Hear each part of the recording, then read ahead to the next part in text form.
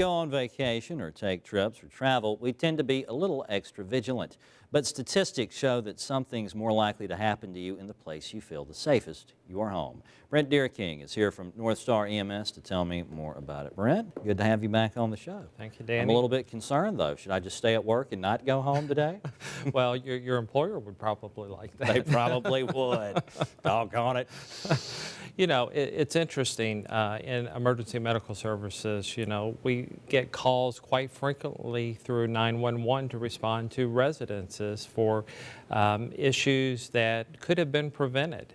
And so today we thought it would be interesting to kind of talk about some of the more common injuries that occur at home and some of the more common sense things that our folks should do to reduce the likelihood of an injury. Now, these aren't the kind of things that we'll occasionally show during the Take a Look at This video where the limousine careens through the living room and the folks all miraculously jump out of the way at the last moment. Not that. These are just everyday, it could happen to you, right? Everyday occurrences. You know, when we're at home, typically we become a little complacent. We take things for granted because we live here and we're used to life at home. So, you know, there are things such as falls, which is typically the first injury that we typically see at the house, where there are common sense things that we can do to help prevent those from occurring. And, you know, I brought a couple of props. I know you like props. Oh, absolutely. And, you know, if you're in a home with a stairwell or stairs going up to the second floor, the third floor, you know, sometimes we got to be careful that we just don't allow clutter on the steps. And so, that's what this would be. Yeah, I just brought some clothes to demonstrate. We might have laid clothes on the steps or around the steps to remind us to take them to the dry cleaners or take them downstairs to the laundry room. But, you know, if they're lying there and it's at night and you wake up and have to go downstairs and you forget they're there, it's easy for you to trip over those. And, you know, the devastating effects of falls is musculoskeletal injuries where you can have strains, you can have sprains, and even worse, a broken bone, particularly to the ankles, or when you fall, you land on your wrist, and so you can sustain an injury there as well. So you want to clear those out, toys and any of that kind of stuff too. Now what about this? I didn't think an oven mitt could hurt you. Well, you know, the second most common occurrence is burns. Right. And, you know, two places where burns occur most often. The first one is the kitchen. And, you know, it's interesting, most houses have microwave ovens. And we use microwavable dishes, so we put that in there with our food product. We run it for a couple minutes to either heat it up or perhaps longer to actually cook it.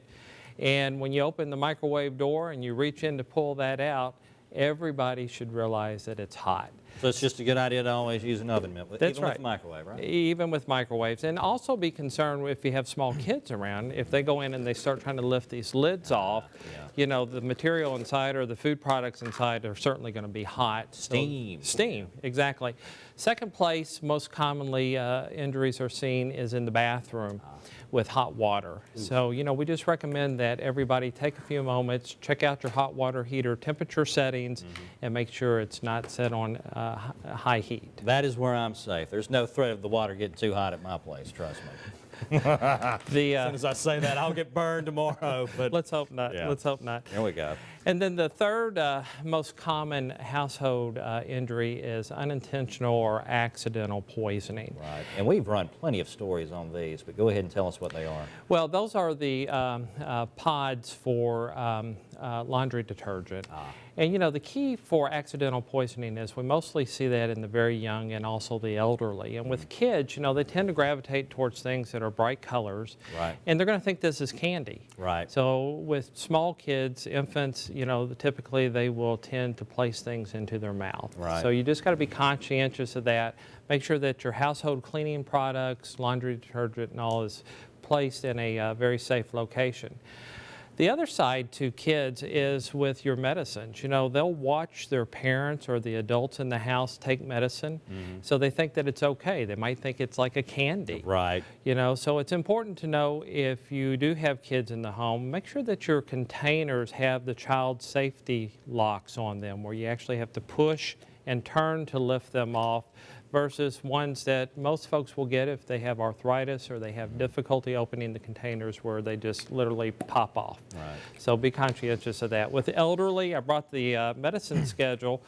You know, a lot of our elderly population take a lot of medicines, and it's hard to keep up and keep track of. Did I take it this morning or should I take it this afternoon? So we recommend that you have a device like this where you can keep track so that you don't take too much of a medication. All right, super. Brent, thank you so much for being with us today. Good to see you again. You as well, Danny. You can find out more by calling Northstar EMS at 205-345-0911 or online at northstar-ems.com.